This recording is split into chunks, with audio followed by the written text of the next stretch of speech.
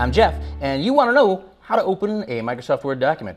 It's not too hard. If you're in Microsoft Word already, you can do one of two things. You can either go up to File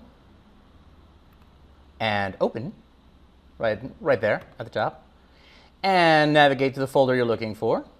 Or, I'm going to cancel that. There's another easier way to do it. I can just press Control-O, it's Command-O on a Mac, and it does the exact same thing. And there I am. I'm ready to look for a file.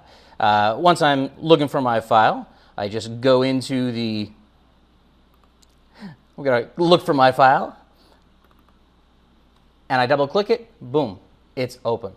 Now, there's another way to open it. If I don't have it open here, if I don't even have Microsoft Word open, I can actually just go to the folder where the doc is, the actual Microsoft document, and double-click it there. Since it's already got an icon next to it, this little Microsoft Word W, that means it's associated with Microsoft Word. That means anytime I double-click it, the computer knows, oh, okay, you're trying to open a Word document. I'll bring it into Word. So I double-click, Word opens, and there's my document. It's that easy.